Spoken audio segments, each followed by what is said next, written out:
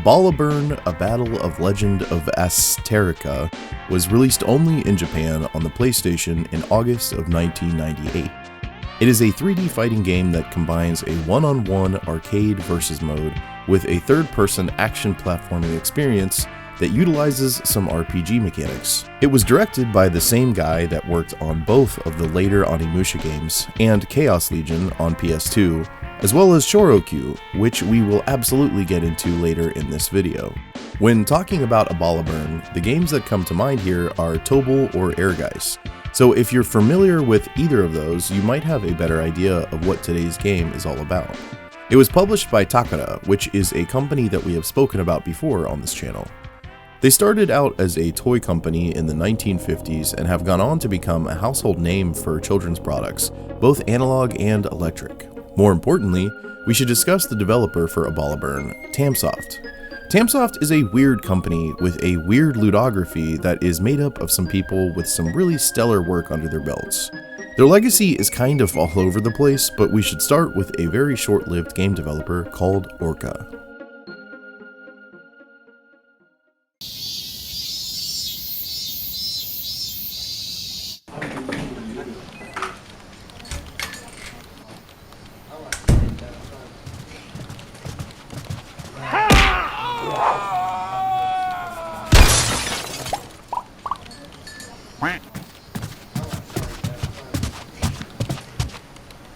Yeah, see? Where's the fucking boss, see?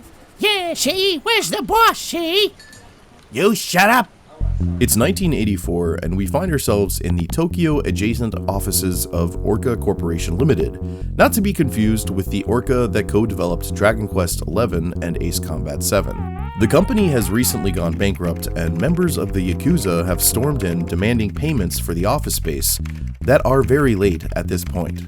For the past 3 or 4 years, Orca has developed games for the arcade, as well as the Atari 2600, Commodore 64, and Sega SG-1000, like River Patrol, which is super rare and expensive now by the way, the Percussor, Springer, Funky Bee, Space Slalom, Espial, and most recently they had made the hardware for Akazuken.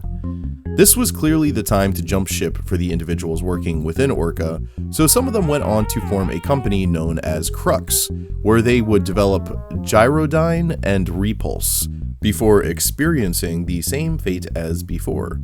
Crux went bankrupt, so many of the individuals involved with the two previous entities would go on to work for an arcade distribution company named Toa Kikaku, who had been around since 1979. Together they formed a software development team, and the company was rebranded as Toaplan, which roughly translates to East Asia Project. Although they initially would develop games in a small apartment, they eventually were able to afford office spaces in Ikebukuro Toshima Ward, Tokyo. Their earliest stuff was subcontracted work for companies like Taito, but the Toaplan name would at some point become more significant as this team produced games that became quite popular. Their first release was actually sold to SNK. It was an arcade title called Django, but if you go looking for footage of it, it'll appear under multiple names like Mahjong King or Jano. Anyways, Toaplan is the company that would go on to create some of the most notable shoot-em-ups in the 1980s and early 90s. I mean, these guys were real pioneers of the genre. They made Tiger Heli, Flying Shark, known as Sky Shark in the US, Fire Shark, Twin Cobra, Twin Hawk, Truxton, Outzone, Batsugun, Grindstormer, and Hellfire. They also did Snow Bros, Rally Bike, and an erotic elevator action arcade game called Whoopee, which was released outside of Japan as PP and BBs. There was a cleaned up censored version of this release in 2023 on PC and Nintendo Switch called Sky Bros, PP and BB's DX. Toaplan also published the Sega Mega Drive version of Musha, a game in the Aleste series, in Japan. Another notable title is Enma Dio, or King of Hell. This was a lie-detecting quiz game in arcades with a crazy-looking cabinet. Players would put their hands on a sensor and answer quiz questions. The machine would then determine whether or not the player was being truthful. Neat stuff. And yes, everyone, Toaplan's game Zero Wing has become a huge internet meme with the whole "all your base are belong to us" thing. It was a silly translation issue that became a funny haha internet thing, and now I've officially mentioned it, so we can all relax. Hype aside, when you look at it in an isolated manner, yeah, okay, it is pretty funny, I will admit. Among these developers were people like Yusuke Naora, who went on to become the field graphic designer for Final Fantasy VI and Vagrant Story, as well as the art director for Final Fantasy VII, 8, and 10, which is kind of a big deal. There's also the music composer Tatsuya Uemura, who is well known for his work on the Toaplan games, as well as his current musical projects. Masahiro Yuge would go on to form Tatsujin, a company that currently holds the rights to all of the Toaplan games. After 10 years of development, Toaplan went bankrupt in 1994. The members all split in different directions that are absolutely worth mentioning individually. I just brought up Tatsujin, who unfortunately was acquired by Embracer Group in 2022, but the good news is that they are putting out modern compilations of Toaplan games. Another company formed by some of the members was Takumi, who obtained rights to make sequels to Toaplan games in the form of Twin Cobra 2, Gigawing, and Mars Matrix. Some of the previous Toaplan members would form Raising, who you might know as Aiding, the company behind Sorcerer Striker, Kingdom Grand Prix, and Battle Garega. And yet another group to spawn from Toaplan was Gazelle, who made Air Galette, Pretty Soldier Sailor Moon, and some console ports of Toaplan games. Before getting to the main course, there's one more company that rose from the ashes of Toaplan that needs to be talked about. Cave Interactive. Holy cow, what an output, what a cool group of people. They are known for their vibrant, colorful, outrageous, stress-inducing bullet hell games. This subgenre is called Danmaku, which loosely translates to barrage or bullet curtain. And bullet curtain it is. Just a few titles to mention here, most of which you can assume each have their own sequels and spin-offs, are games like Donpachi, ESP Ra Day, is that how you say it? I have no idea how to say that. Dengen Feverin, Guwangi, Pro Gear, Ketsui, Espagaluda. Oh man, Mushihime-sama, Ibara, Pink Sweets, Muchi Muchi Pork, and Death Smiles. These and many of the other games made by Cave are all known for having crazy soundtracks, and I mean, just look at some of the beautiful artwork surrounding them all. It is gorgeous, and I'd love to spend more time talking about Cave. In fact, I had to shave off like 20 minutes of content from this video about them, but now we must move on to the final and most relevant to today's game, company that was born out of Toaplan.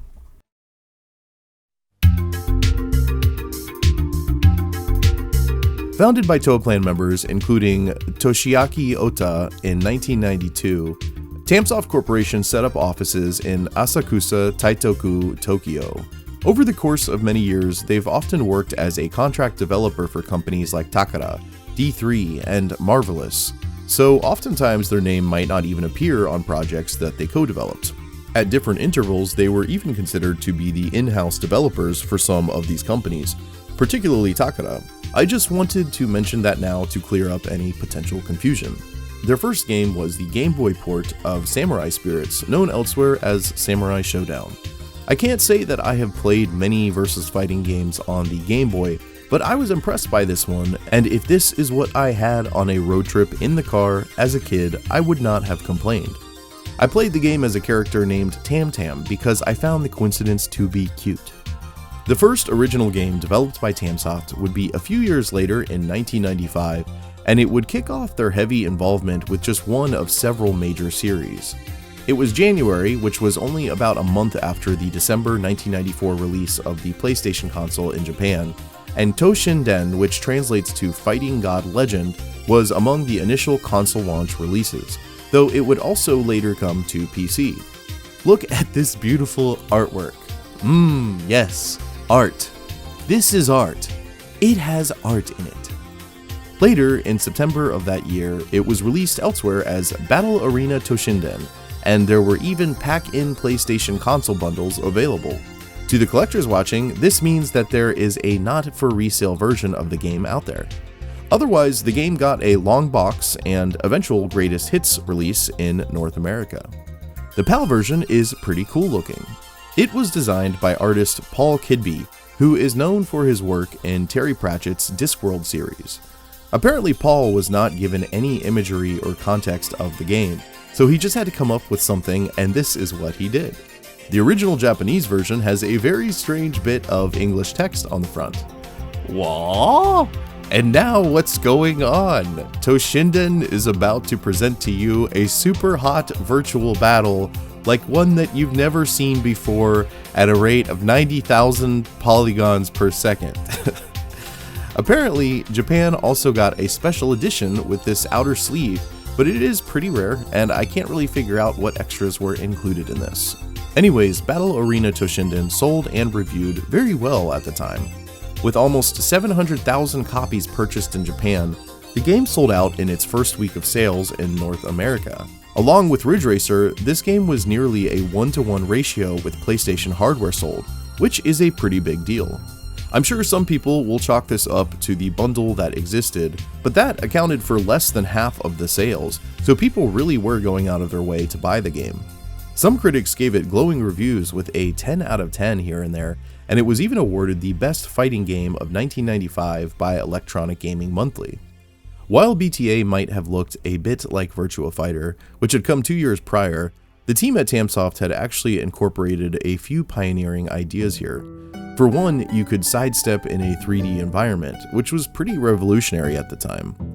Another innovation by Tamsoft was their use of Choro shading on triangle meshes. This is a method of creating continuous shading over polygonal surfaces that was named after French computer scientist Henri Choro, who in 1971 developed the first ever computer graphics geometry capture and representation of a human face.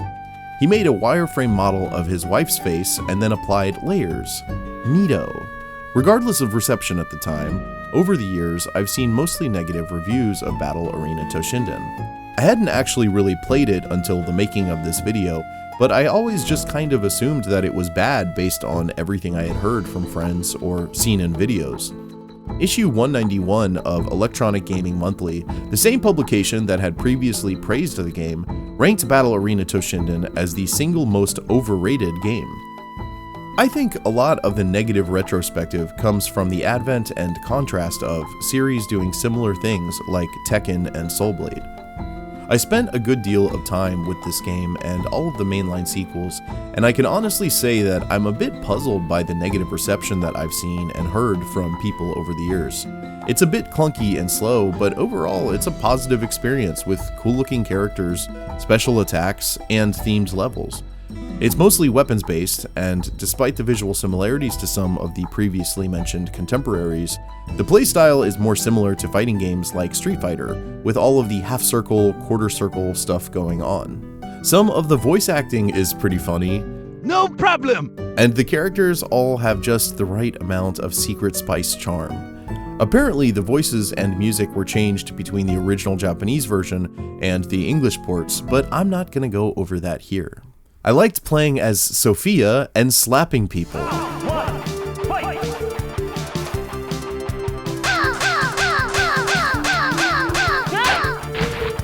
That was great. Her moves are all pretty funny, and I had this hilarious thing happen where I did a spin attack off the edge of the stage, and then during the victory animation for my opponent, she fell off the stage too. I also gotta throw some love out there for my boy Rungo with his giant stone club. The North American PC version of this game was published by a company called Playmates Interactive, who owned the rights to Earthworm Jim at the time. So yeah, you can play as Earthworm Jim on the PC version. Groovy. Shortly after the release of Toshinden, Japanese publisher Takuma Shoten released an official strategy guide for the game called Perfect Fighting Book. This included a PlayStation demo disc called Toshinden Otenoshimiban, or Fun Edition. This is weird. The character avatars are all like weird child drawings, and apparently you can play in big head mode, but I didn't know how to activate that. In late 1995, Toshinden got a Sega Saturn release under the name Toshinden S, which was released elsewhere in 1996 as Battle Arena Toshinden Remix. This version included some extra goodies, but the whole thing is kind of ironic because the original PlayStation release was touted in advertisements as being the Saturn killer in an attempt to thwart sales for Virtua Fighter on Sega Saturn. Speaking of which, there were some very weird BDSM themes for Sophia going on with marketing in the US for the PlayStation version. It is so stupid. There was also a Game Boy port in 1996, but neither this nor the Saturn version were developed by Tamsoft. It was called Netu, or Dead Heat Fighters, Toshinden, and it was part of Takara's Netu series, which includes the previously mentioned Samurai Spirits Game Boy port, as well as 2 Fatal Fury games, World Heroes, 2 King of Fighters games, another Samurai Spirits, and a Transformers title. Tamsoft would go on to develop a sequel to Toshinden called Battle Arena Toshinden 2, which was released in the West as Battle Arena Toshinden 2. I mean, why not? The first one did so well. This one has a crazy intro video with real-life people. Wow, everyone! Look at Sophia, the real version. This time around, we've added new characters and mechanics. I enjoyed this game. It was fun. I could be wrong, but it felt like everything moved a bit faster and more fluid than the last game. I really liked pulling off some of the special moves. It made me feel like a cool guy. This game actually got updated and resold to the public twice. BTA 2 was re-released on PlayStation in Japan as Toshinden 2 Plus. This included some mechanical tweaks and graphical changes. And just like the first game, there was a Saturn port called Toshinden URA, or Ultimate Revenge Attack, which did get a release outside of Japan as Battle Arena Toshinden URA. This included more story segments, characters, and other changes. Over the course of the late 90s, there were at least 3 other Toshinden spin-offs that were not made by Tamsoft. This includes Puzzle Arena Toshinden, where you have to connect 4 of the same color. The characters are portrayed in silly caricature style, and this French guy says, "Come on, baby," to you over and over again. Come on, baby! Toshinden Card Quest was like a party game, but with a whole card system, which is pretty cool. And there was even a Battle Arena Toshinden Tiger Electronics R-Zone release. You could play it handheld or with the super cool visor. Oh wow. Way later in 2008, there was a Toshinden reboot on Nintendo Wii made by Dream Factory that was released only in Japan. It was called Toshinden, also known as War Budokai, and I'm surprised they didn't just call it The Toshinden. This game features none of the characters or storyline from the previous games, and apparently it's not great. But I have not played it, so I don't really have an opinion. There have also been a number of other mediums outside of video games to tout the Toshinden name. There were, of course, several different series of manga, and there were some OVAs that honestly look really great. I figured that I would wait to read and watch all of this stuff for the actual episode on BTA. Also, there was an audio drama series that really fleshed out the story called Before Stage. At least some of it is available to listen to online. Neat. Back to Tamsoft, they did a spin-off of their own.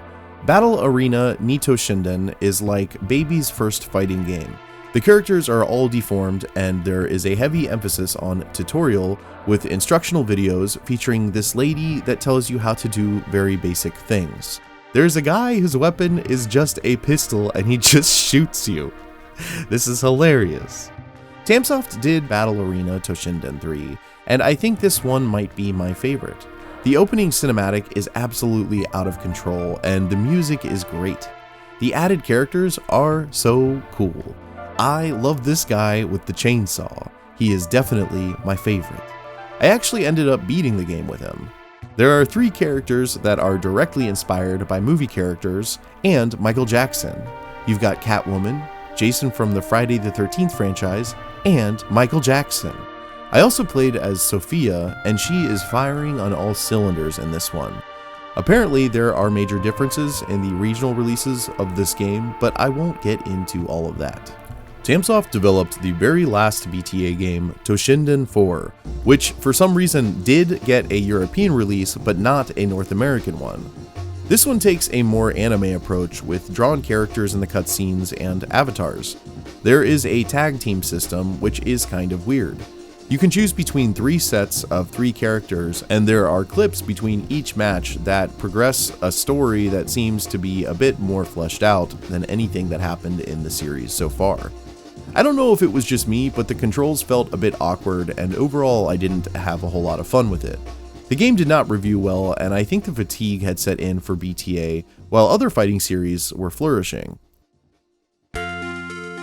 Outside of that awkward 2008 Wii boot, this marks the end for the Toshinden games, but it was important to me to talk about them because they clearly track the legacy leading up to Abalaburn.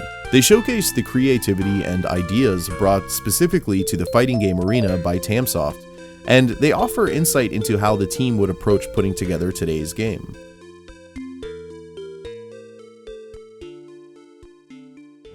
Before talking about the other major franchises that Tamsoft was mostly responsible for, I want to talk about some of their individual one-off titles, because in my opinion, this is where Tamsoft shines the most.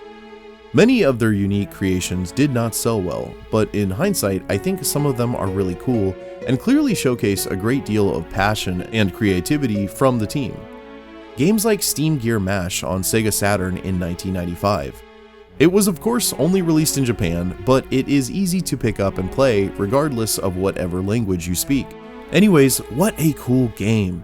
It's like an isometric shooter platformer with tons of quirky personality. I genuinely do not know how this game isn't more popular than it is because it does so many things right and it is lots of fun.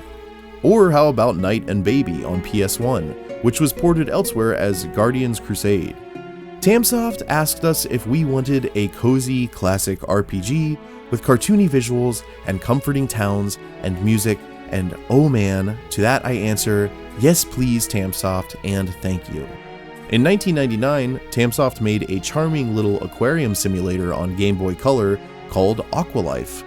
It was exclusive to Japan, so I'm really hoping for a fan translation someday. In 2000, Tamsoft developed Pocket Billiards Funk the 9-Ball, which was also a Japanese-only game, but fortunately we have PR translations to thank for the fan translation they made. This game was tailored for me. I already like pool simulation games, but when you throw in some fun character designs, the ability to walk around and talk to NPCs, and a story, well, I am sold.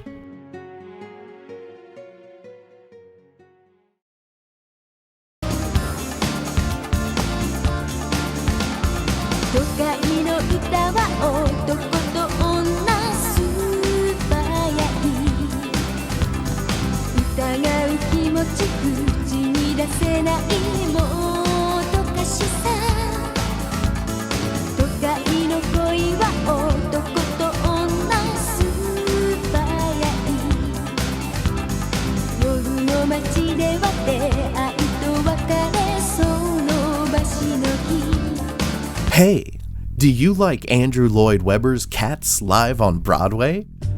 Do you wish that there was a Japanese game for this that instead featured dogs that did a bunch of creepy dancing and singing? Well, Tamsoft co-developed Dog of Bay in 2000, and I'm split between laughing hysterically and screaming in terror. It's like a dance rhythm game with tons of theatrics, and I'm really bad at it.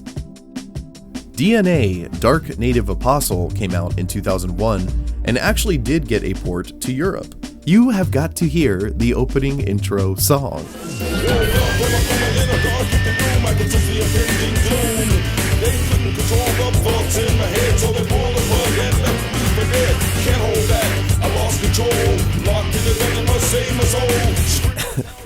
It's a cel-shaded top-down fighting game that honestly looks pretty cool.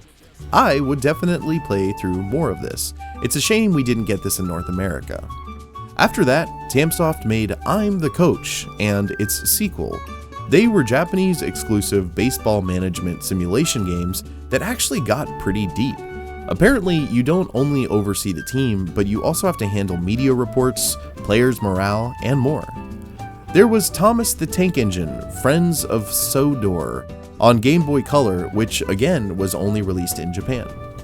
Tamsoft actually developed the third mainline entry in the Itadaki Street series, which had begun all the way back when Yuji Horii had created a minigame that he had intended to use in Dragon Quest III. Moving forward, Tamsoft made Drift Champ with its very cool looking cover that is actually part of the 04 Champ series. In 2002, there was Power Smash 2, which has a very confusing regional port situation as Sega Sports Tennis 2K2 and Virtua Tennis 2. Tamsoft is also responsible for 2 games in the Sega Ages series, and I own them. This is a very cool series. If you get them complete, each game comes with a beautiful insert that is meant to be popped into the Sega Ages binder that comes with the special edition of Volume 1 Phantasy Star. I love it. The 2 games that Tamsoft did were Space Harrier and Monaco GP. I know people have complained about these versions of the games, but I don't care, shut up. In 2004, Tamsoft developed a game based on an OVA series called Giant Robo: The Animation, The Day the Earth Stood Still. I am a huge fan of a game on PS2 called Rad, and this one looks a lot like that experience, so I'm excited to eventually play all of it. I should also mention that Tamsoft made 2 of the Iki Tusen games on PSP. These games are actually quite a bit of fun. In 2007 and 2008, Tamsoft developed a number of original titles, as well as entries in existing series for the Nintendo DS. Paint by DS Military Vehicles was one of several Paint by DS games, and it had a European release. There was Chocolate Dog's Sweet Department Store. This is part of a short Nintendo DS series called Choco Ken, and one of these games did get released in North America and Europe as Cookie Shop. Vehicle Kingdom DS seemed to borrow some of the Choro Q aesthetic that Tamsoft had previous access to. Yaju Keiji, or Beast Detective, is a really cool fighting game that got released in North America as Tokyo Beatdown, and it has a terrible cover. We have the Japanese exclusive Unknown Soldier, which is an impressive little third-person World War II shooter. Also released only in Japan, Love Pudding is one of several games based on the Love Pudding manga, which stars an anthropomorphic pudding. Become a Witch did get ported to North America as Witch's Wish, and it looks like a perfectly fine experience. Moving away from the DS, we have Alien Crush Returns, released digitally on Nintendo Wii through WiiWare. This is part of the well-known Crush pinball series. Also on Wii, Tamsoft made Takumi Restaurant is Thriving, ported elsewhere as Fast Food Panic. Tamsoft developed a bunch of shovelware party games on the Wii called Family Party. Fishing 3DS was ported elsewhere as Anglers Club Ultimate Bass Fishing. Additionally, there were games for perverts, including one that lets you feel the vibrations of the bubs on your Switch. Lots of games based on anime and/or manga, a very weird hotel management game, a game with anime girls that transform into cars, a pop idol game, and a game with a title that is this long. They even did an entry in the Captain Tsubasa series.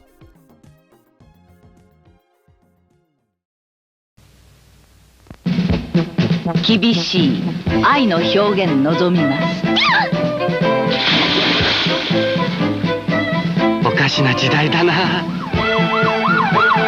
宝のチョロ Q. So, after Battle Arena Toshinden, the second major series that Tamsoft had a hand in creating is something that I am very fond of and have been wanting to cover for a long time now. In 1978, Takara started a line of cute little toy cars that you could pull back to wind up and release to watch them zoom off to the many inconvenient nooks and crannies in your house. Choro Q was their name. Without getting into specifics, it basically means dash around. And dash around they do.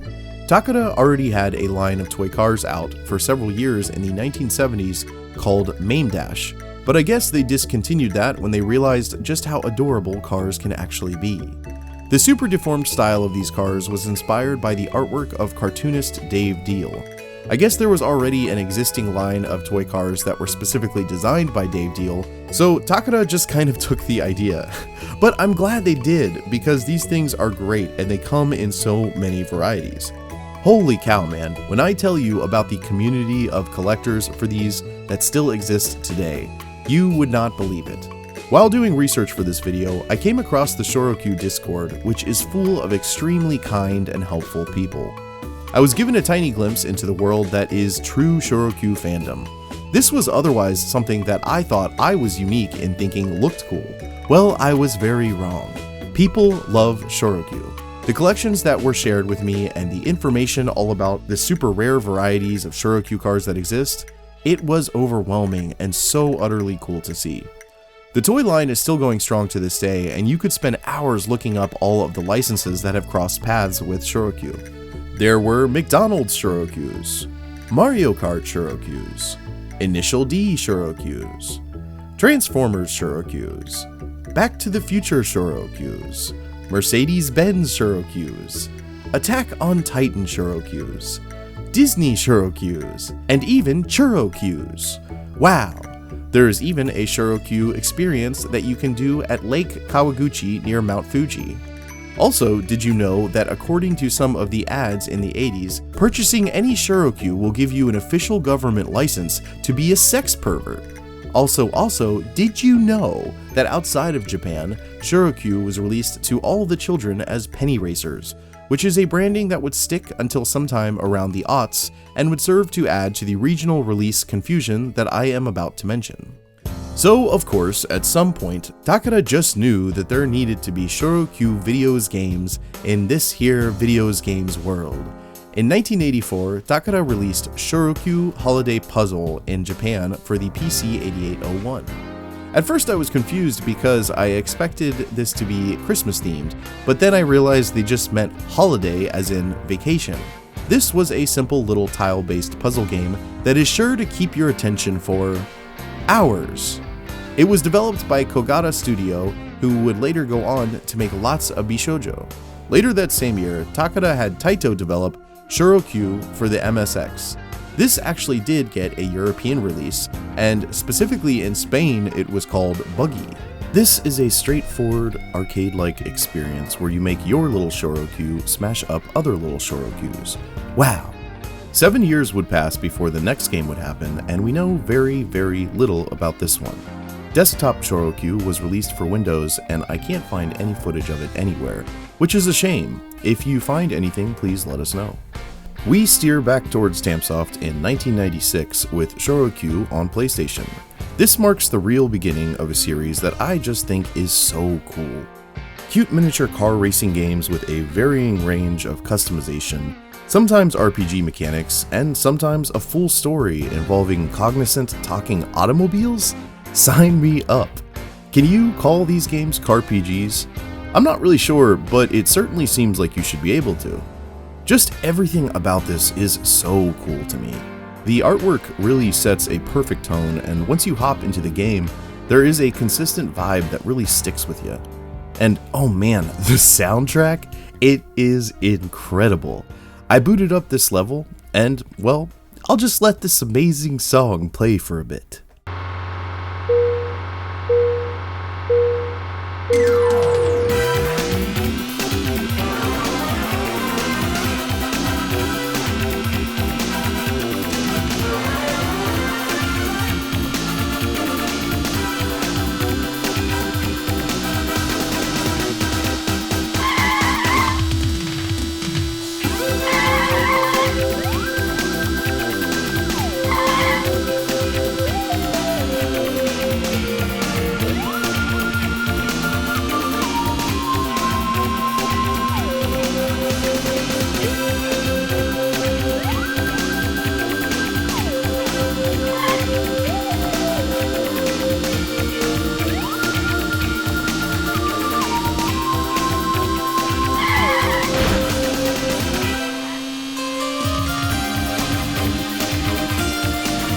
God, that's so good!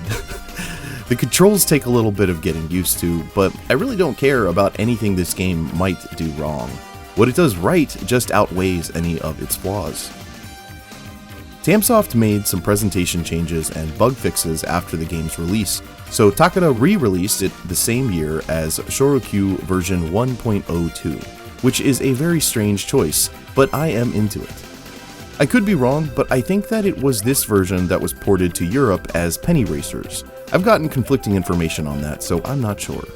The following year, in 1997, Tamsoft developed Choro Q 2, which released only in Japan. However, we have someone by the name of MZ to thank for a fantastic fan translation into English. This one really just carries the torch onward with the same kind of great experience as the first one. There are some really cool levels here, and also, until I get better, I suck at these games. Following the trend, a year goes by and Tamsoft develops Choro Q 3 in 1998. This was also only released in Japan, and it also has an English fan translation by MZ. Thanks again, MZ! Things really amp up here because there is a full open world city hub that you can drive around in and explore. This is so very cool. Can we please spend more time here? No, we cannot. Choro Q 3 was the last entry that Tamsoft worked on, but the series is still pretty much going on today with mobile games. There's also a spiritual successor being made by Not OK Games called Rhode Island Adventure that is set to release any day now in 2025. Between 1998 and 2002, there were 5 other Choro Q games on PS1 released only in Japan. That makes a total of 8 Choro Q games on PS1, and that's even if you're not counting version 1.02 as a separate release. There was Choro Q Jet Rainbow Wings, Choro Q Marine, Q-Boat, Combat Choro Q, and Choro Q Wonderful, which has an English fan translation by Robert Allen. Sudden jarring change in the sound of my voice because I forgot to mention Boku no Choro Q. We can't forget to mention Boku no Choro Q. There were 2 PC games called Bokuso PC Choro Q. Choro Q 64 did get released in North America and Europe as Penny Racers, but this is a different game from the Penny Racers on PS1, which I mentioned earlier was the European release of the first Choro Q game by Tamsoft. There was Choro Q Park on Sega Saturn. In arcades, you might find Choro Q Hyper Racing 5 with its very interesting looking cabinet. There were 2 Japan-only Game Boy Color titles called Choro Q Hyper Customizable GB and Perfect Choro Q. There were 3 Game Boy Advance games called Choro Q Advance, released in the US as Gadget Racers and in Europe as Penny Racers, Combat Choro Q Advance Daisuken, and Choro Q Advance 2, released in the US as Road Trip Shifting Gears, and in Europe as Gadget Racers. Believe me, it will get even more confusing. Anyways, Choro Q 64 got a sequel with Choro Q 64 2, Hachamecha Grand Prix Race. And finally, there was a standalone plug-and-play TV game called Choro Q Bun Bun Racer. Neat. Choro Q in the PS2 era is where things get interesting because a lot of these games did get ported outside of Japan, but most of them were completely stripped of the Choro Q branding. In a way, I'm kind of happy about this because I feel like that is the reason why these games are all still pretty cheap and easy to grab a copy of.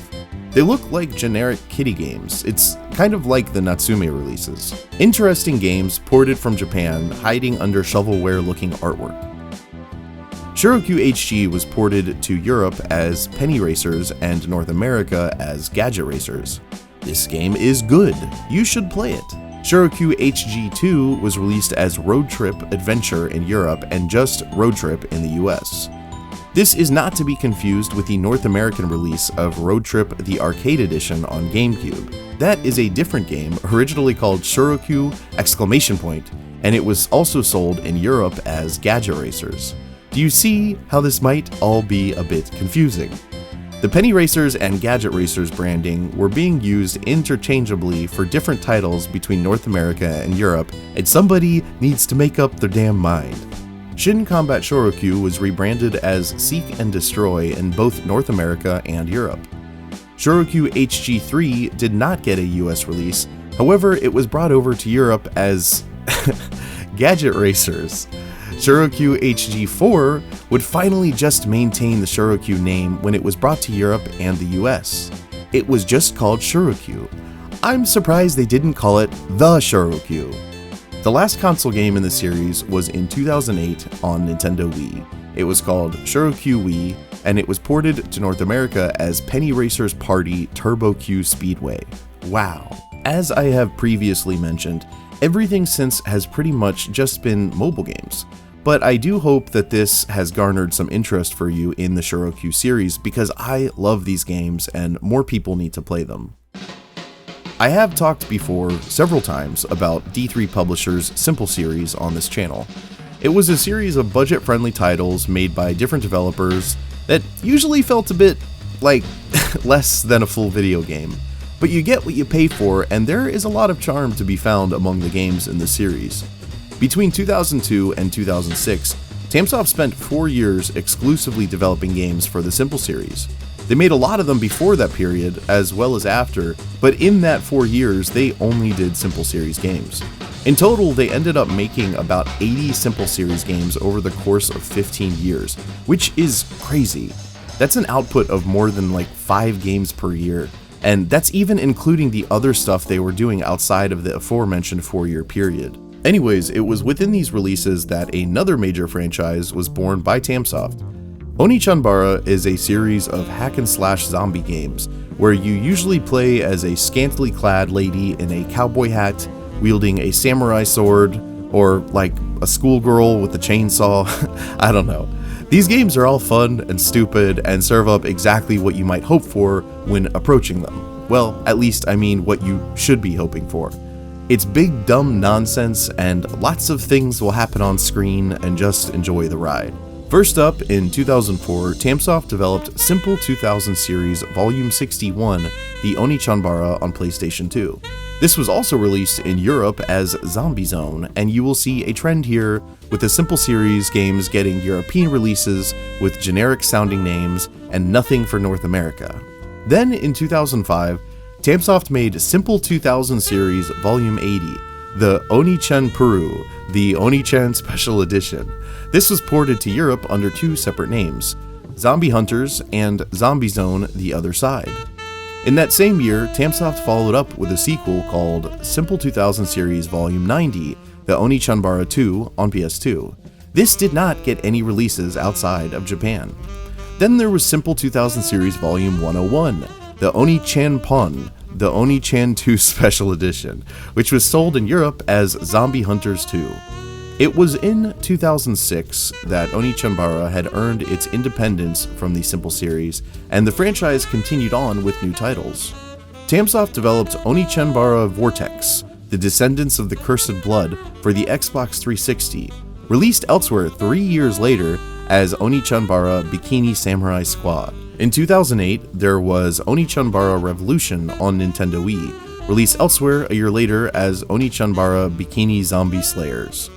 Here is a really bad commercial that is not funny. Oni Chanbara TV.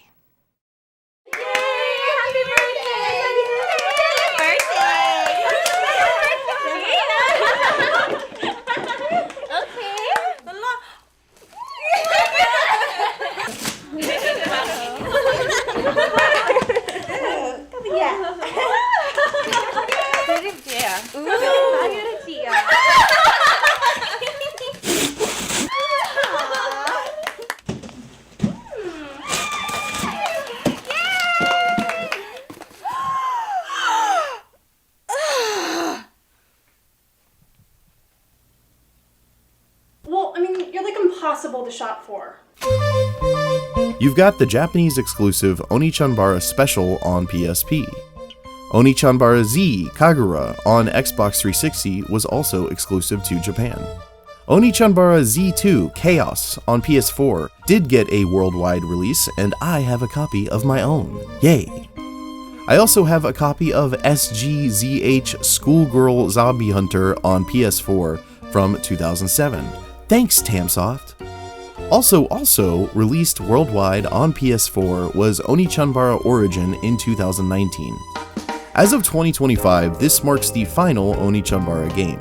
Side note, in 2008 there was a live-action movie that was originally just called Oni Chanbara, but ever since its initial distribution, it has been given like 5 different names depending on what country you're in. You can watch it for free on Tubi, where for me it is called Oni Chanbara Bikini Samurai Squad. But yeah, it is tremendously stupid, and it is recommended that you only watch with your friends and that you get really drunk. Apparently there was a straight-to-DVD sequel in 2009, and it also looks ridiculous. Yet again, released only in Japan, is Oni Chanbara Z Kagura, with no. This featured characters from another series created by Tamsoft that I have not yet mentioned, and that leads me into a number of games that I am not super interested in, so I will just brush over them. Tamsoft pretty much created and developed the entire Dream Club series. These games are based on the real-life Kyabakura establishments found in metropolitan parts of Japan. They're all pretty much visual novels with female hostesses and drinks. Incredible. Tamsoft also made a whole lot of games in the Hyperdimension Neptunia series. It was within one of these titles that a female personification of Tamsoft Corporation was made, named Tamsoft. The plush bow seen on her chest is Baby from Knight and Baby, aka Guardian's Crusade, and I think that is a really cool nod to an era of Tamsoft that is a bit more appealing to me. As an aside, the same game also featured a personification of the previously mentioned Cave Interactive. Wow. The last well-known series that Tamsoft played a major part in was Senran Kagura. These games are known for overwhelming visuals and colorful combat. Also, these games have a stupid amount of DLC on Steam. I mean, just look at this. It's ridiculous. Earlier, I mentioned the game on Switch that lets you feel jiggle vibrations. Well, that game was in this series. But how about the Simple series, you ask me? And then I'm like, no, we must actually get to Abalaburn already. Then you slap me, you spit in my face, grab me by the collar, and pull me close so that our noses touch. You stare into my eyes and scream, Simple series. Well, fine, since you asked, I'll mention a few. I'll start with the 3 titles that are most interesting to me. Many of you are probably familiar with Simple 2000 Series Volume 50, The Big Beauty, ported to Europe as Demolition Girl. This one features a giant woman in a giant blue bikini that is terrorizing a tiny town. This character is actually featured in many Simple Series games, like almost 30 of them. She has a name, Ryo Futaba. She has appeared in the previously mentioned Oni Chanbara and Dream Club, as well as Earth Defense Force. She actually made her debut on a D3 publisher game back in 2001 called Love Songs, Idol Ga Classmate, which was re-released in the Simple series. Another cool Tamsoft SS title is 2000 Series Ultimate Volume 7, The Strongest White Viking, Security Police. This game is ridiculous. You're trying to protect a convoy from bad guys, and my god, there are a lot of bad guys. Listen to me laugh at this very large character.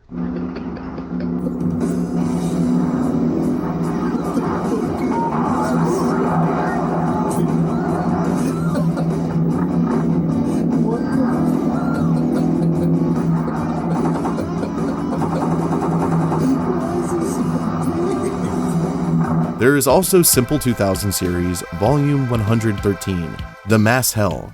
I'm sure people have mostly bad things to say about this horror game, but I just get so excited when I see a PS2 era third-person horror game that I haven't heard of before. I think this one looks like a great time.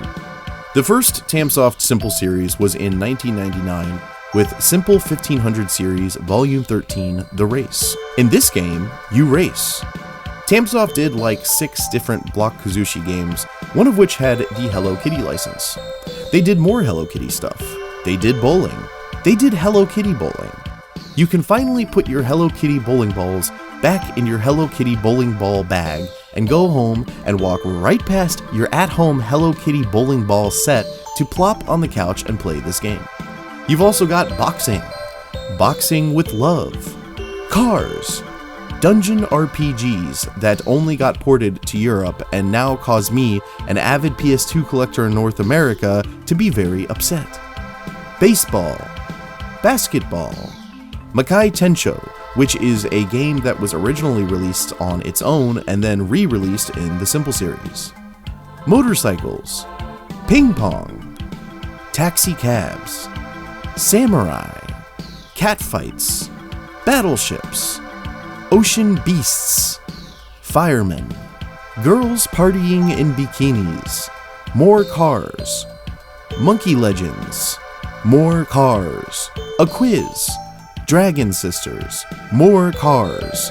War. More taxis. Grand Theft Auto 3. Mad Max. More war. Dentists. And so much more. But I'm gonna stop there. Tamsoft seems to still be going strong today, and the most recent thing they've done is a Bleach game on modern consoles. Okay, let's play Abalaburn.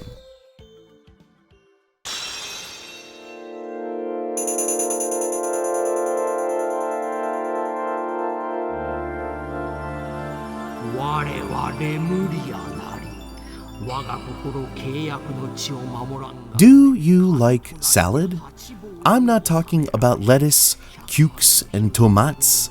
No, I don't mean fruit, or potats, or pasta, or macaroni, or egg, or even if you were greeting a young man and were like, "Suh, lad."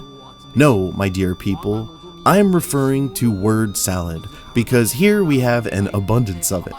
Certainly, these are all words in the English dictionary, but here they have been diced on a cutting board and tossed well in a pseudo-intellectual dressing. This is the reverse version of people that get kanji tattooed on themselves without knowing the true meaning of what they actually just permanently printed on their skin. This, my friends, is grade A gobbledygook. Ancient times, you say? Warfare and charm. Okay, I'm following. Time passes. Yes, please tell me more. Civilization? Oof! Well, this is an outrage. Steam engine? How dare you? This is disgusting. Industrial revolution? Yes, starting to make sense now.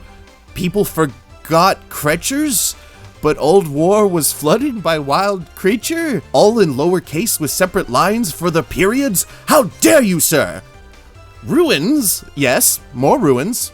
Backwards and upside down. Okay, yes, I understand. Oh God, what is this? Make it stop, it hurts! It's hurting me! Why? What does it mean? Okay, so basically we can at least gather that the story is centered around the legend of some ancient hero named Lemuria. Each of these characters that you can choose from will have their own adventures with their own ambitions that will all somehow tie in to this Lemuria fellow. Here on the main menu, we sit in the vast darkness with only the glow of this golden pendant looking thing to illuminate the title for us. Over in the options menu, you can mess around with the usual stuff, as well as the difficulty settings for the computer opponents. Very interesting. As you can see, we have a story mode and an arcade mode. Let's keep things light at first and check out arcade mode. In the character select screen, you've got Blood, which might be a translation error because sometimes I think it was meant to be Brad, but I don't know. Using the manual, we can check out his moveset. Blood can shoot fireballs, do a spin kick that usually misses, unleash a flurry of punches and kicks, this is something most characters can do, and also he has brown hair. Ariel is a water sorceress equipped with 2 powerful wands. She can shoot out water balls and ice. She can shoot out a dragon and even ride it. She can create a circle of magic to damage her opponents, and she can make herself into a torpedo, and also she has blue hair. Claude is a catman with a tail and claws.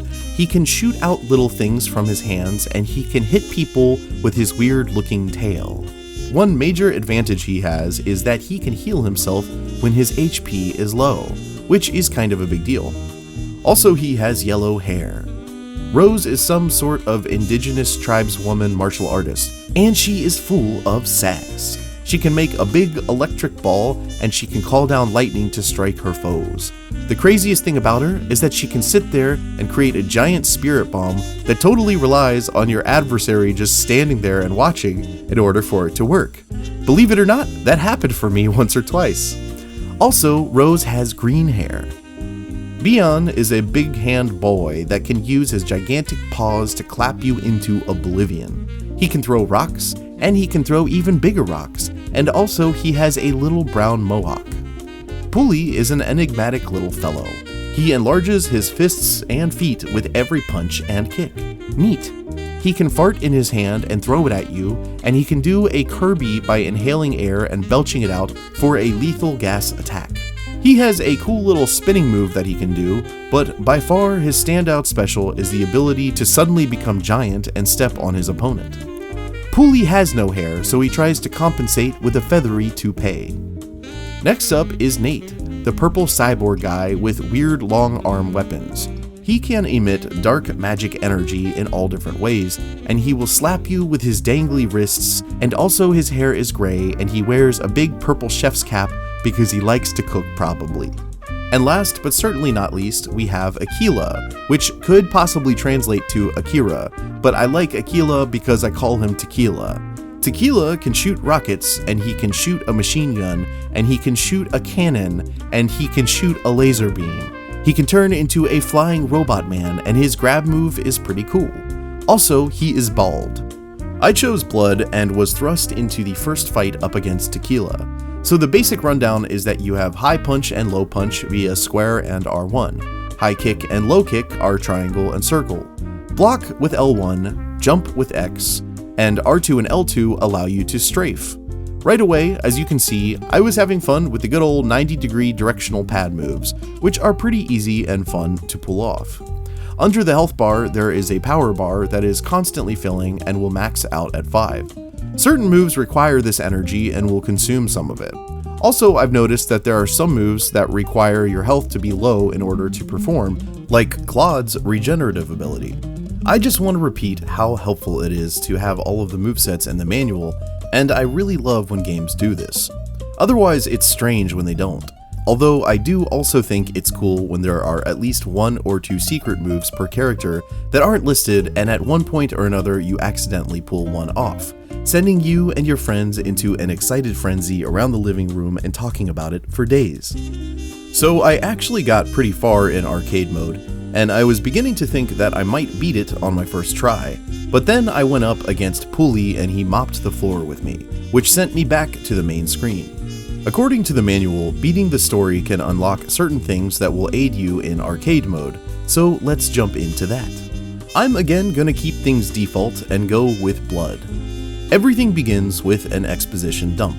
We learn that Blood is a boy from the Fire Nation of Felm, a desert village on the outskirts of Gran Rakta. However, this village was destroyed 3 years ago by an invading monster army, and Blood's father died trying to protect it. Jump to modern day, and now Blood's mother has also just died. We find ourselves at a makeshift graveyard in the windswept dunes of the desert. Blood is making a promise to his late mother about finding the Great Lemuria, as apparently this Lemuria will grant him the power needed to protect the village, or something. And also Blood wants to get sweet, sweet vengeance for all of the people that he lost. He's angry as crap, and now Blood is out for blood. So he's like, smell you later, dead mom, here I go. I gotta say, so far, the facial animations ain't too bad. It was a pleasant little surprise, and the overall presentation is a little more than I was anticipating. There are a lot of thought out cinematic angles and aesthetically pleasing moments, and that is very nice. Alright, so story mode has us begin on Adina Island, the Altar of Water, which is basically a network of caves and alcoves with large seafaring ships at dock, and a few waterfalls here and there. Oddly enough, I didn't see a single palm tree. The level actually begins on a ship as if you've just landed upon this new place. Immediately noticeable is that story mode takes place in third person. The controls are definitely strange here. It kind of reminds me of Mega Man Legends, actually. The D-pad is for going forward and backward, but you have to turn with L2 and R2. It's an odd choice, but you'll get used to it quickly. All of the buttons are the same as they are in arcade mode, and some of the special attacks are carried over too. Every time you approach an enemy, you'll see that the camera locks into this sort of battle mode over the shoulder, which I think was a good choice for the most part. I'll go ahead and rip off the band-aid by saying that once you play for a bit, you'll start to see the repetitive nature of combat. And by that I mean that your best method is to pretty much always just attack, block, etc. Of course there are exceptions to this, but I found myself behaving this way for like 90% of the experience. I should also mention that you gain experience with every hit you land, and this all goes toward leveling up, which will slightly raise your attributes each time.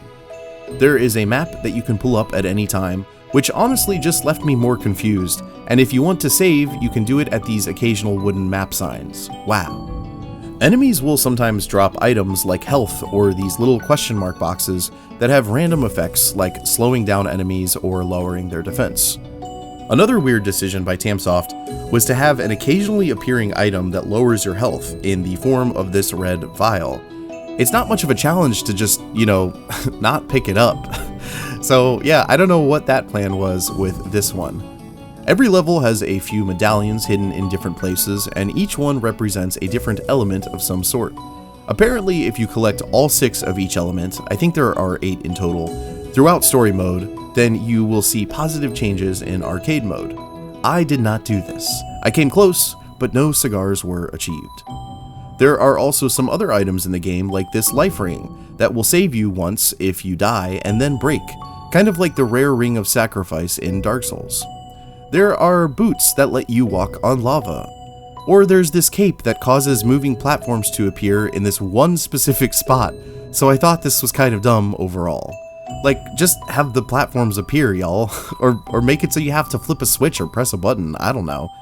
I'll talk more about platforming in a bit, yuck. To conclude talking about items, there are pieces of gear that you can find that will improve your attack and defense. It's really cool because you can actually see the cosmetic changes here, like new gloves or shoulder pads. I've recently been playing Wild Arms 2, and while I adore the game overall, I was disappointed to see that this wasn't happening here. Regardless of any new weapons or armor equipped, each character looks the same throughout the whole game. Outside of a few final boss matches, there are a total of 8 stages in story mode, and all of them, except for the first one, contain a mid-level mini-boss and an end-of-level final boss. The final bosses are going to be the other characters from the game, and the mini-bosses come in all different strange flavors, like a giant fire-breathing chicken, a blue ogre boy, a purple pitchfork-wielding gargoyle, a rhinoceros that has cannons attached to it and has been stabbed by a bunch of spears, an armored serpent with a spiked tail and 2 scimitars, a golden phoenix, and a tank with a mechanical arm. Oh boy. I'll be honest, these fights are not well designed. If you try to have fun with them and fight in any sort of normal way, you'll die. So the best method is to just utilize the old attack block method. Otherwise, a lot of these guys can be easily exploited with your ranged attacks. I hate to say it, but this can kind of be extended to the main fighting segments with final boss characters as well. I mean, this cheese is how I beat the whole game. So again, experience may vary, but I feel like it's safe to assume that some of you fighting game fanatics out there might not put this one high up on your list. And while on that note, let's get the rest of the negatives out of the way so we can play nice afterwards. Yeah, I mentioned the platforming before, and it really sucks. I mean, this is single-handedly the reason that I wouldn't flat out recommend this game to everyone. Not every level features one, but for the platforming portions that are there, you'll want to break your controller and then watch a YouTube video on how to fix your controller just so you can break it again. In particular, Stage 4 is awful. The main issue is that the camera isn't really pointed at your character in a way that lets you properly see where you're landing. Furthermore, every jump is a commitment in that classic Castlevania way. You can't change your trajectory mid-air, and you have to set yourself up with R2 and L2 while also making sure to get enough momentum to clear that jump, but also it's easy to overdo it. Yeah, it's a nightmare, and I'm sad to say that this issue is a huge problem during the overall experience of the game. It's why I only played through story mode once with Blood and ultimately chose not to do it again with the other characters. Another gripe I have is with the overall presentation. Unfortunately, it all just feels kind of boring and flat. I mean, in terms of detail. Like, there are so many themed areas that could have easily been sprinkled with a few flourishes of anything at all to add immersion, but more often than not, the walls and floors just end up being these muted blah colors, and I found it to be a bit disappointing. This isn't always the case, of course, but I noticed it in a lot of places that otherwise could have looked more interesting.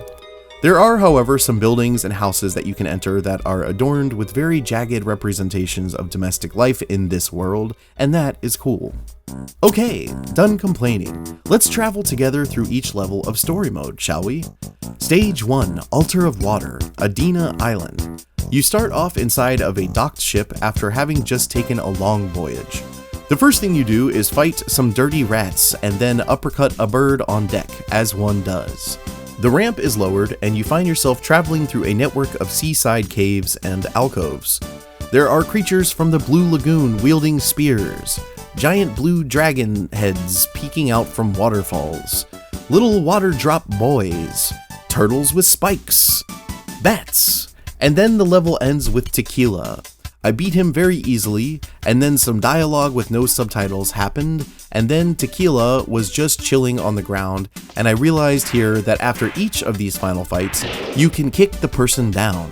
I am not going for a pacifist run, so I kicked the can a whole bunch of times, and I tried to see if I could get him to fall off the ledge, but I could not. I'm not sure if sparing your opponent after each fight makes any difference or not, so if any of you know, please share with the rest of us. After each level, you'll get a cutscene of your character approaching the level's altar, and sometimes you'll get more than that. I've gotta say, the lighting effects here look really cool. I love the shot of blood staring into the altar and the light hitting him in this way with the dark background. I don't know, there's just something very striking about it to me. Stage 2, Altar of Thunder, Holy Valley. This level seems to be the most representative of the land that this game takes place in. It's a desert valley with windswept canyons, and there's lots and lots of sand. You've got these scorpions that are just hanging out, as well as ants, of course. There's also a Yelly Skelly who can enlarge his fist and feet with every punch and kick. There are lizard people with spears, guarding a door that opens up to a manicured courtyard with a big blue ogre.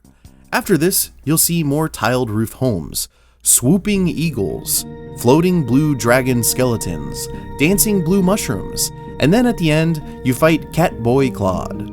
I beat him and he's like, "Hey Dr. Blood, please take a look at my tail. There's something wrong with it, Doc, I swear. No, it's killing me, Doc. It's stuck straight out and it won't move. And also, I think it might just be a bunch of bugles stacked on top of each other. Oh god, it hurts." So then I put him out of his misery and I move along. Stage 3, Altar of Wind. Selgio Island.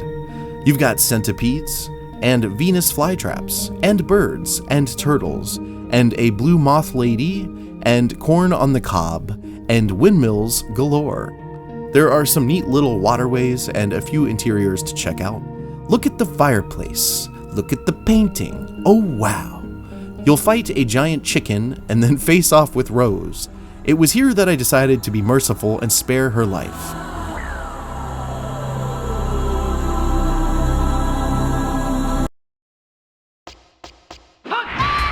I'm just kidding, I slide kicked her face off, and then I kicked her a bunch more. Moving on. Here we get a cutscene with an angel lady and Akira Toriyama's version of Solid Snake. They talk to some powerful villain lord off screen and argue about fast food chains. The angel feels that Burger King, Arby's, Jack in the Box, KFC, and Wendy's are all disgusting and that Taco Bell is too, however, it's at least more affordable and appealing when you're drunk. Snake is like, "Nonsense, Popeyes rules supreme." And then the angel says it's overrated and Snake gets worked up. Then they talk intensely about the regional differences between Hardee's and Carl's Jr., as well as Checkers and Rally's. Snake mentions that he used to work at Checkers and it sucked, and then they all agree to get drunk and go to McDonald's down the street, even though they seem pissed off about it. Stage 4, Altar of Time, Mount Clome. In this level, it feels like you're inside of a giant clock tower with spinning gears and such. There are swinging axes, rats, bigger rats, scythe-wielding death phantoms, big bugs, ghosts, and bats. This is the home of the big purple gargoyle guy, as well as the worst platforming section in the game. Nate was the final boss for me here, and he begged for his life like a little boo-boo baby, but I opted to slide kick his face off and then kick him repeatedly. Afterwards, I slide kicked him again. Next level. Stage 5, Altar of Green, Misled Forest. This time we're in Kokiri Forest, with swooping owls that are just begging for your nutritional spinning uppercuts. There are farting mushrooms, salamander man with a trident, ants, log cabins, the cannon-wielding rhinoceros. These things. A cool room with an RPG map and a pleasant duvet. Martial artist wolf guy. Taxidermy with another pleasant duvet. Vegas flytraps, a fairy, another duvet, a medallion I missed, and finally there's old Polly. He's tough as always, but I'm ripe with vengeance. So I kick his butt and then he sits on the floor and cries like a boo-boo baby bee-boo boy. So what do we do here, folks? Say it with me, everyone. Slide kick his face off. Thank you, good job, next level. Well, first there is a cutscene revealing the legendary Lemuria. There he is. Oh wow. He's like, "Hey guys, I'm the legendary Lemuria. Thanks for playing Abalaburn." Stage 6, Altar of Earth, Gunlock Pain. This time things are set in a mining camp with tunnels, explosive crates, mine carts, mutant worms, floating red dragon skeletons, bugs, shacks, Mega Man, scimitar snake, skeletons, a painting of a castle on a cliff, and a quilt, and then it all wraps up with a fight against Ariel. She was like, "Please, Blood, spare me. I could be your love interest." And I said, "No, no, no. That face must come off. Slide kick sandwich for you, my dear." Stage 7, Altar of Fire. Heat dessert. It's lava time. Here we see giant dragon bones, scorpions, Bowser's brick castle, lakes of fire, boys of fire, flying dragons, fireball punchman, fire-breathing Salamander, Phoenix spelled without the pesky silent O, a cheesy stun-lock victory, little flying dragons, a big non-flying dragum with little stretchy hands, a shoe, big boy bean, a finger flick, and a face removed via slide kick. Angel and Toriyama Snake are hungover with brutal bouts of diarrhea as they continue to argue more about their favorite things. We have moved on from fast food to entries in the Final Fantasy series, and Snake is behaving like a terminally online contrarian by claiming that 13 is actually the best one. Angel rolls her eyes so hard that she accidentally teleports away. Stage 8, Altar of Steel, RS Plant. We have made it to the final level. This time, we find ourselves in a factory with all kinds of robots. Some that roll and punch, others that fly and shoot. There are conveyor belts, stretchy bridges, a floating brain, a big robot, a spinny tank guy with an arm, Robert Downey Jr., a giant fan, an annoying robot, frame drops, hooks, lasers, mines, bugs, and then an epic showdown with Angel Lady. She flew away before I could serve a slide kick, which was a shame. We're teleported to a vast empty desert where Lemuria is just sitting in a chair and very bored. This fight was surprisingly easy for me, and while I hate to utilize the cheese, I mean, the game allows it, and I'm just playing by their own rules. So I basically just fireballed him to death. You get a crazy cutscene with a bunch of obligatory climactic stuff happening. The main evil boss guy is revealed, and he's a big beast. Oh wow. Then you find out that Toriyama Snake is actually your dad, who actually didn't die, and you must fight him. I fed him fireballs and gave a cathartic anime primal scream. Then I fought the final villain, and it was very easy. Congratulations! I beat the game! Blood floats in the air and causes a black hole to open, sucking up the bad guy, and then he's like, "Bye-bye, Stinky!" Lemuria tells Blood that he can grant him a wish, so Blood wishes for all of his family and friends to be revived. Game over. I went back to arcade mode to see what changes were made, and I couldn't find any. I know you're supposed to collect all 6 of each medallion, which I didn't do. I mean, I did get all 6 of a few of them, but I didn't collect all, what is the math here, like 48? Either way, I was hoping that some changes would happen, but they didn't. However, I still beat arcade mode this time around. The final bosses are the Angel and then Lemuria, and the whole thing ends with a very anticlimactic ranking screen. Whee! I guess I should mention something about the stages in arcade mode here. They're fine. They've all got some parallax scrolling details in the background. There's a factory where we can assume that tequila was assembled.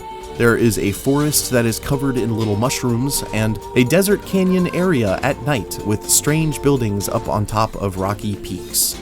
Or how about this place? Gearland. Another canyon. This one is pretty cool with a village far off in the background. There is a water temple. Wow. Another canyon place. Lamp world. And desert. Like I said, they're all serviceable, and I think they're just fine. The music in this game is very, very limited. Pretty much every stage in arcade mode is the same song, but it does get pretty wild.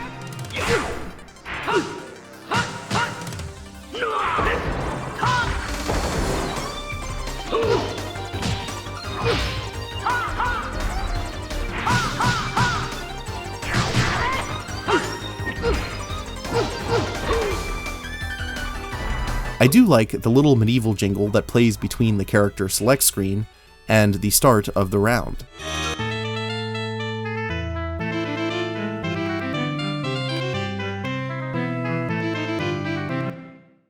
Actually, now that I think about it, I like the song that plays during the character select screen too.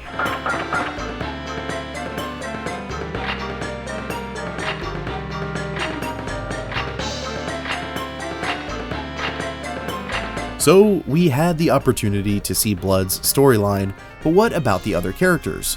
As I have mentioned before, I am not doing more than one full playthrough of story mode in this game, but we can at least look at the cool intros and expositions for each of these Abala boys. Ariel lives in a magical water village, and she has magical water powers that she has had to suppress during her childhood. But now she faces a coming-of-age test of her powers, and some old guy is like, "Go, do the thing!" And she's like, "Okay, let's do Abalaburn." Her chapter is called Frozen Mind. Claude lives deep in the forest where he and his younger brother guard shrines together. One night, they both have a picnic under 2 moons, and Claude is like, "I gotta go Abalaburn." His chapter is called All Out for Precious Mother. Rose lost her parents at a young age, so she and her younger sister live with their fortune-telling grandmother. One day, a guy comes and kidnaps her sister, and then she's like, "Abalaburn." Her chapter is called The Bloody Fate. Bien lives with his mother among the giant rocks. His father was doing research on the Great Lemuria, but was killed by a demon on a mountain. So Bien puts down his dumbbells and decides to follow in his father's footsteps. He yells Abalaburn to the tune of Mortal Kombat. His chapter is called Take Over the Dream. Pooley lives on an island where he studies martial arts so that he can become an apprentice to his family's dojo. He just turned 10 years old and wants to become a master, so naturally he mutters Abalaburn under his breath and sets out on a journey. His chapter is called Wanna Get So High. It is the only reason I've been mentioning the chapter names up until now, just so I could point this out because it is funny to me. Also, I love Pooley's dance. Nate and Tequila have intertwining stories, and things get a bit interesting here.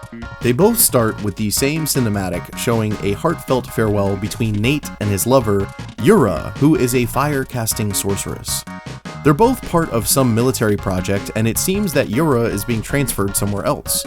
This memory, and all other memories before Nate joined the Ishtar military, were wiped from his head so that the government could control his powers, or something, apparently. A year has passed, and the Ishtar government is performing a weapons demonstration with Tequila, which at first seems to be going well. But then, Tequila suddenly starts having strange visions and goes berserk. It destroys a bunch of the base and escapes. Nate is then tasked by a guy in a tall chef's cap to seek out and destroy Tequila. There is a strong implication here that Yura died at some point in the last year, and her soul, or personality, was somehow transferred to Tequila, and I think that's neat. Honestly, it makes me wish I'd played the story mode as one or both of these characters. Abalaburn! They both exclaimed in harmonious unison. Despite the lack of information on this game, I mean, GameFAQs is even pretty barren, I did find an informative TV Tropes listing. I'll link it in the About section. According to this, there are a bunch of characters you can unlock and play as, including Rose's sister Mary, Ball's true form, Lemuria, and Leon. Apparently this is all dependent on medallions collected and what level you reach. I also learned here that your progress, including level and medallions, carries over when you start another story mode with the same character, so that is helpful. Also, I guess there are good and bad endings for everyone, which again probably depends on medallions collected and levels achieved. Abalaburn is a very weird game. I don't know that I can outright say that I love it, but I do appreciate the effort here. My least favorite thing about any game is when you can tell that there was no passion put into the project. In this case, Tamsoft definitely tried to make something original, and for that reason I do think Abalaburn is worth a look over. It's just that the actual experience is a bit tedious, and the combat mechanics are too easy to cheese. You can pretty much just use throw moves and projectiles to beat the game. I mean, this is the developer that made the Toshinden games, so I find it odd that the area that needs tweaking the most is the combat. Even worse are those pesky platforming segments. Outside of that stuff, there is a lot to love here, and I think that this could connect with some people. If any of you end up doing a more thorough playthrough and get all of the endings, please, by all means, tell us about it and upload footage. It has been almost an entire year since the last bluebidyagame. A lot of stuff has happened, and I went back and forth on whether or not I should even address this in the video. But I think the followers and supporters of BBG deserve more than that. I think I should at least just mention this. You know, I originally wrote like 4 paragraphs about what I went through and the reasons that I've stayed away from the channel for as long as I have. And I just want to say I'm sorry. I feel too vulnerable going into detail about what happened, so I'm just gonna leave it at that. But what I can say is that things are really picking up now, and I've worked past some major hurdles in my life recently. So I promise that the next video is going to happen very soon. We're not going to go through this sort of break again. Thank you so much for watching this video on a weird PS1 game from the 90s. Thank you to the supporters of this channel that have stuck around during the long break. The next video is on the Ace Combat series, and I can't begin to tell you how excited I am for it. This will mark the first bluebidyagame video on a game that I have previously played and beaten, so that is different. Anyways, be nice to people. Bye.